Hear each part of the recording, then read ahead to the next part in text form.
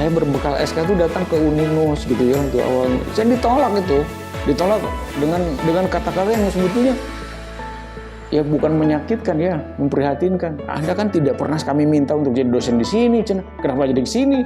Saya balik ngomong lagi, oh saya juga tidak minta ke sini, tapi negara menugaskan saya ke sini, gitu.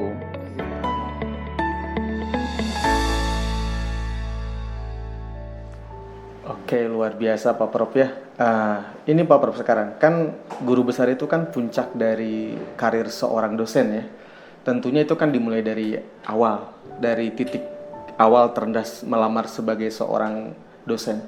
Bisa diceritakan Pak Prof bagaimana pengalaman Pak Prof melamar menjadi dosen di awal karir seperti apa? Baik, terima kasih Pak Agung.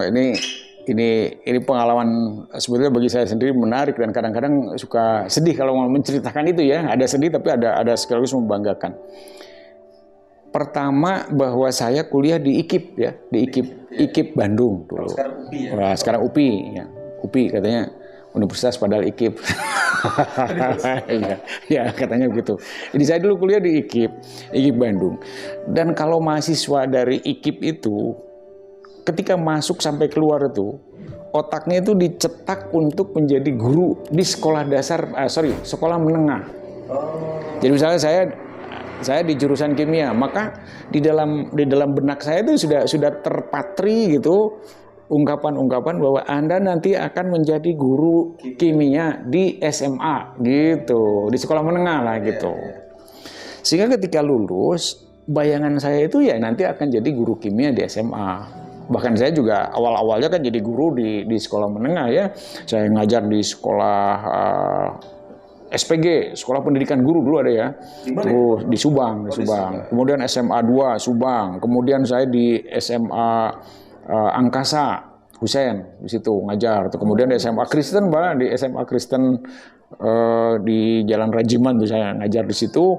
Kemudian juga di SMA lain, SMA Jalan Cagak, misalnya di Subang dan itu. Jadi awal-awal seperti itu. Tapi kemudian ada kesempatan testing untuk dosen, ya, untuk dosen. Waktu itu kita tidak punya harapan apa-apa. Kalau testing untuk dosen kan biasanya harus ada rekomendasi dari perguruan tingginya. Kita enggak, tapi itu terbuka gitu. Maka kemudian ya namanya mencoba, coba aja lah. Ikut testing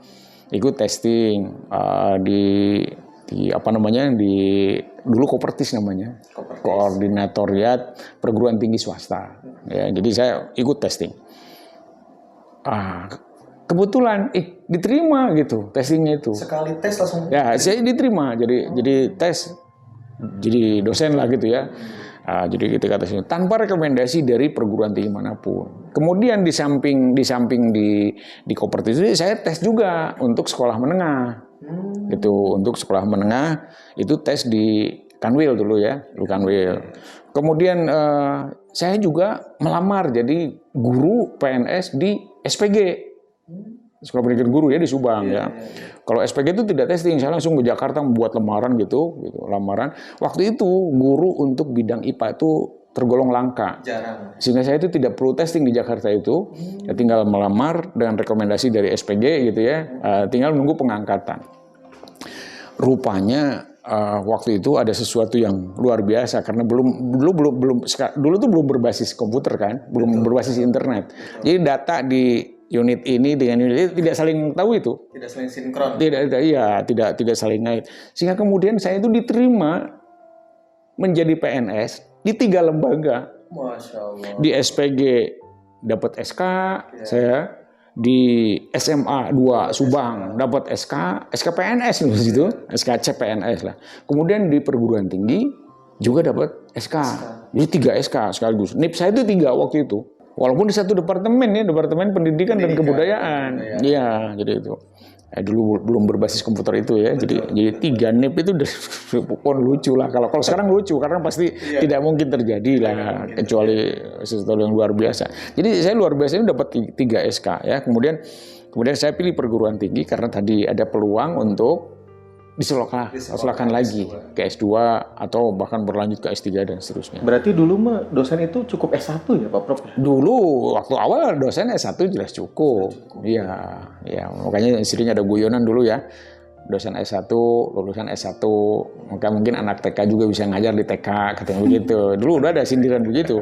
Sehingga pada akhirnya kita pilih perguruan tinggi. Nah, ketika saya sudah mengantongi SK perguruan tinggi, saya itu karena saking bangganya sebagai dosen, maka kemudian saya berhenti mengajar di semua tempat saya ngajar. Di SPG saya keluar gitu ya, di SMA 2 juga keluar, di mana-mana keluar, pokoknya berhenti dulu. Saya fokus ke perguruan tinggi.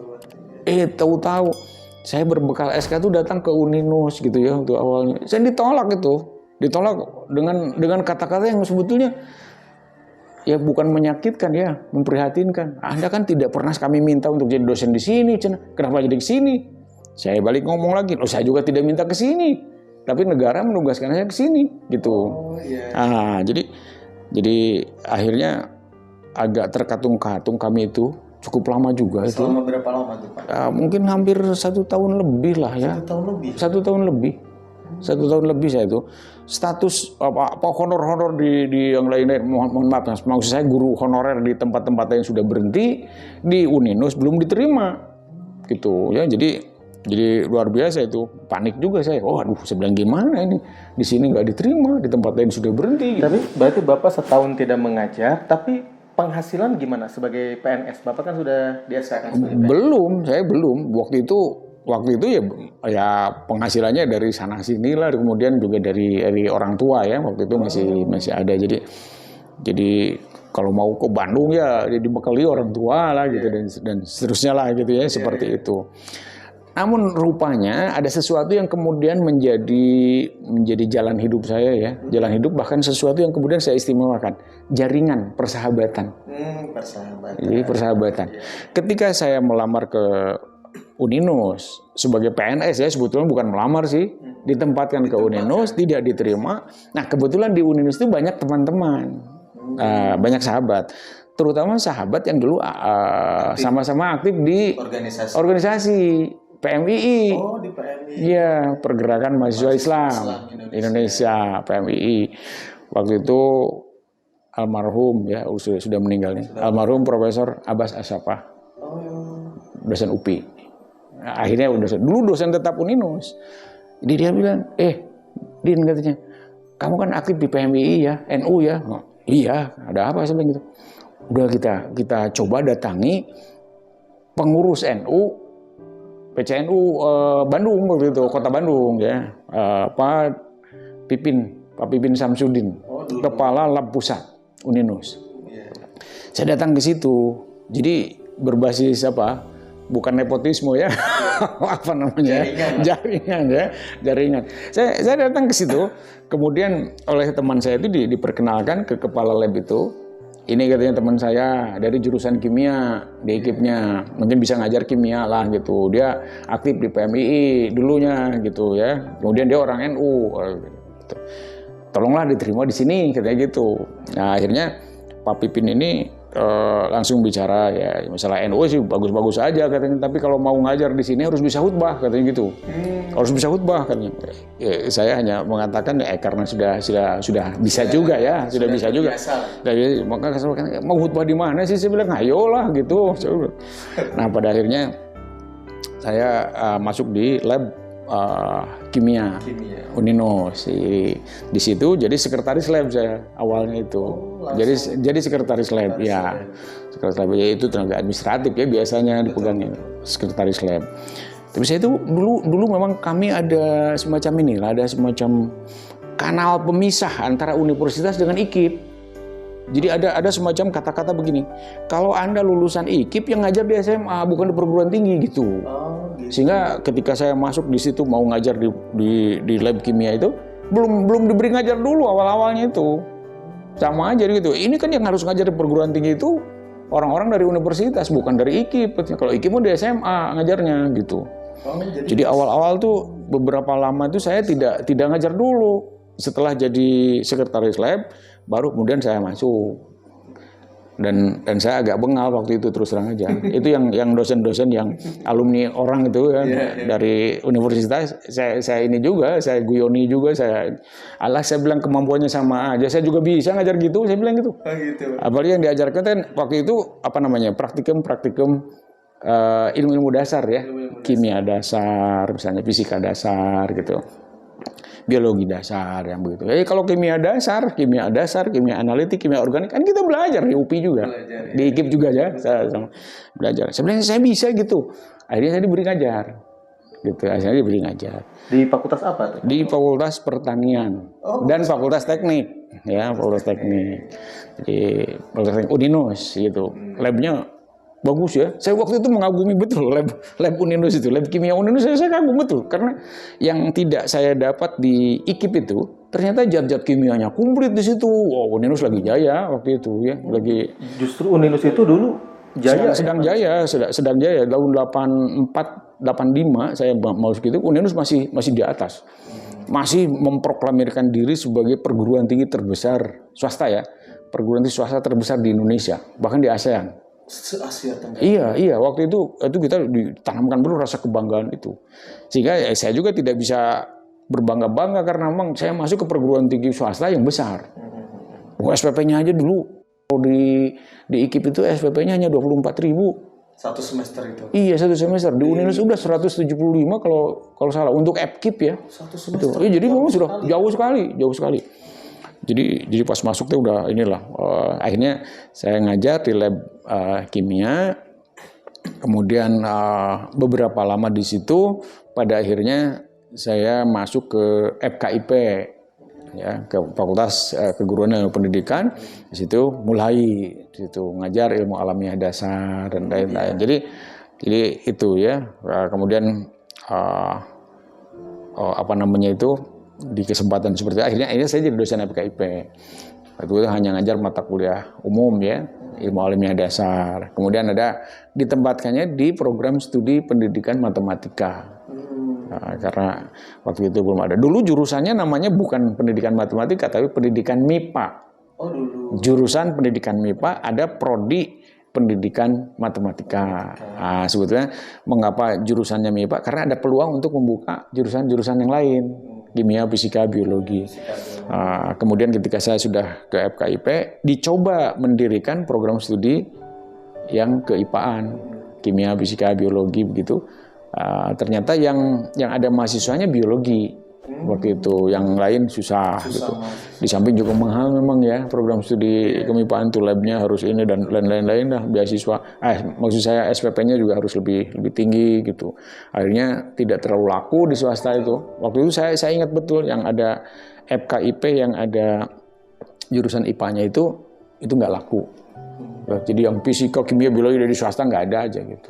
Ada waktu itu di Unpad kimia, kemudian juga mati gitu karena mahasiswanya nggak ada dulu. Saya ingat betul.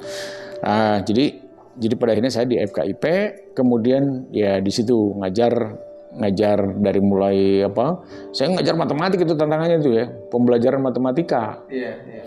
Ngajarnya agak serabutan ya, ada ngajar fisika, ada ngajar kimia, ngajar begitu. Kemudian ngajar ke pendidikan, misalnya evaluasi pendidikan, gitu. Penelitian pendidikan, gitu yang begitu. Di pertanian tetap saya ngajarnya bukan ngajar di kelas, tapi ngajar di lab.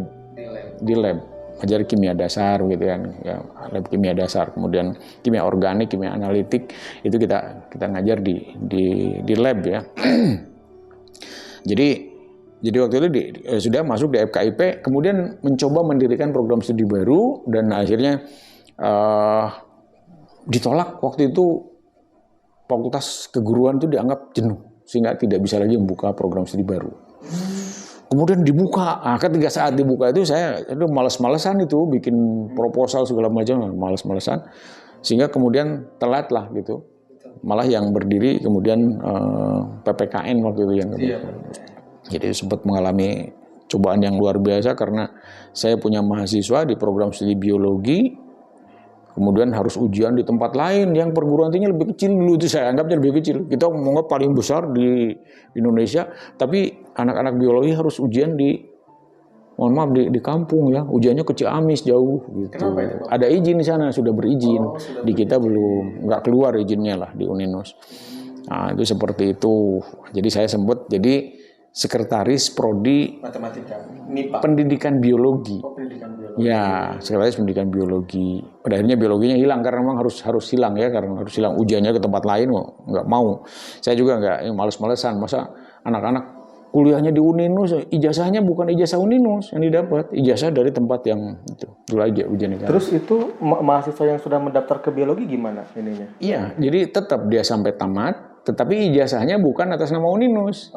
Ijazah perguruan tinggi tempat dia ujian. Dulu ada ujian negara namanya. Jadi kalau tidak berizin ya tidak bisa ujian negara. Tidak bisa ujian negara artinya tidak bisa lulus dari situ dengan ijazah dari negara gitu, nggak bisa. Nah, kemudian setelah beberapa lama di FKIP gitu, kami anak-anak muda mulai gelisah karena waktu itu kita mengistilahkan, mohon maaf ya, istilahkan penjajahan. Penjajahan. Apa maksudnya penjajahan? Dulu ada ujian negara.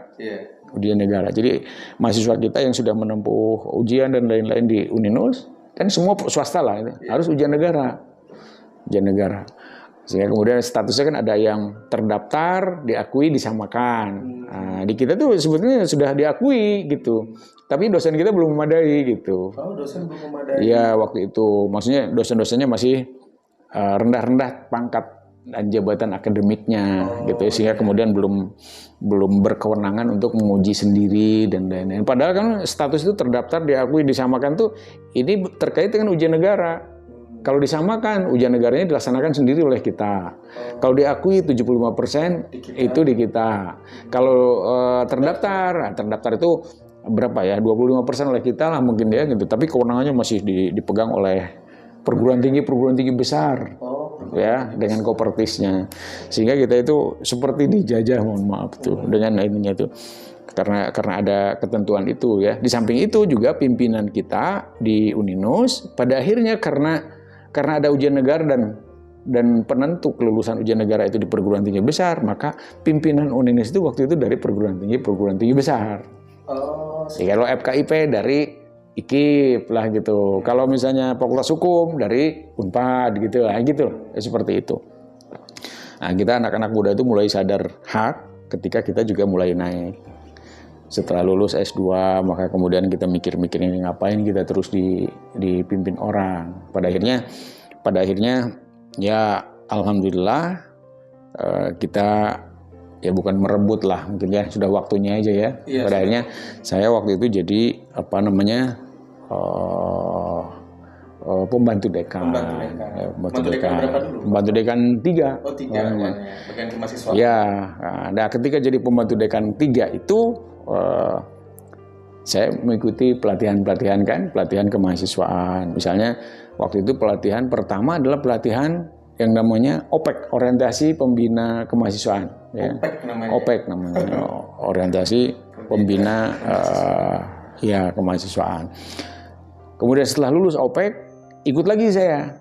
Terangsang lagi untuk ikut yang namanya PP OPEK, pelatih OPEK gitu. Oh, yang awal OPEK. Ya, terus ini pelatihan OPEK. Itu dilaksanakan di puncak waktu itu. Dilaksanakan di puncak di hotelnya milik siapa ya? Hotel Diani namanya itu kalau saya ingat betul. Saya ingat Hotel Diani itu saya ingatnya karena ceritanya panjang waktu itu bahwa hotel itu miliknya putra salah seorang pembesar bangsa lah gitu ya. Jadi putrinya Pak Beni Murdani waktu itu jenderal. Kita dilatih di situ. Saat pelatihan itu saya ingat betul, makanya jangan sembarangan bermimpi ya. Jangan sembarangan mengucap sesuatu. Saya waktu itu ya mohon maaf, ketika pelatihan itu dibuka oleh Direktur Kemahasiswaan. Oh, Direktur Kemahasiswaan. Pada saat itu namanya Pak. Saya kalau nggak salah belakangan udah profesor ya, atau sekarang sudah pensiun mungkin. Namanya Pak Noh Markum. Pak Noh Markum. Iya, Markum. Saya ikut pelatihan di situ. Tapi saya kok tiba-tiba saya tidak tahu juga apa inspirasinya atau bagaimana.